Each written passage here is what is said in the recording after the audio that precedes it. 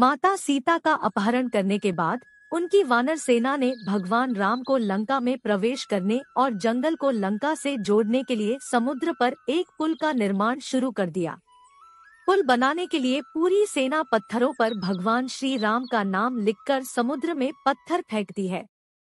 चूंकि इस पर भगवान राम का नाम लिखा है, इसलिए पत्थर समुद्र में डूबने की बजाय तैरने लगते हैं। यह सब देखकर सभी बंदर बहुत खुश हुए और पुल बनाने के लिए तेजी से समुद्र में पत्थर फेंकने लगे। भगवान राम पुल निर्माण के प्रति अपनी सेना के उत्साह, समर्पण और जुनून से बहुत प्रसन्न थे।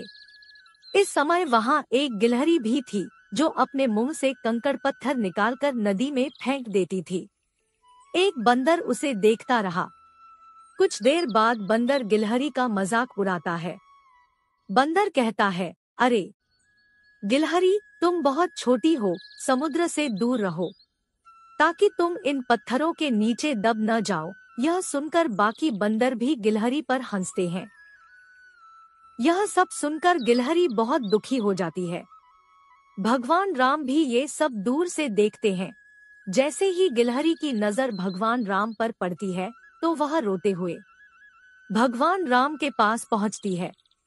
व्याकुल गिलहरी श्रीराम से बहुत सारे बंदरों की शिकायत करती है।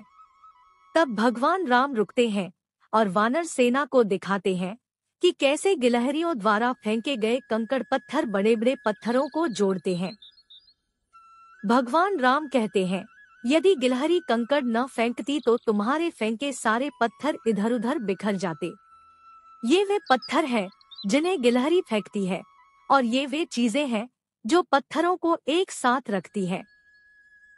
पुल का निर्माण में गिलहरी का योगदान वानर सेना के एक सदस्य के योगदान जितना ही मूल्यवान है। यह कहते हुए भगवान राम प्यार से गिलहरी को अपने हाथों में पकड़ लेते हैं। श्री राम गिलहरी के काम की सराहना करते हैं और फिर प्यार से उसकी पीठ थपथपाने लगते हैं।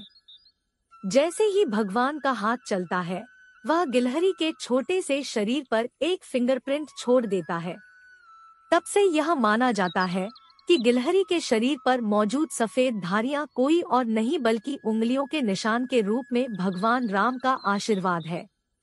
दोस्तों, दूसरे लोगों के काम का मजाक न उड़ाएं। कार्य में प्रत्येक योगदान महत्वपूर्ण है। भले ही दूसरे आपका मजाक उड़ाएं, कभी अपना आत्मविश्वास न खोए। धन्यवाद।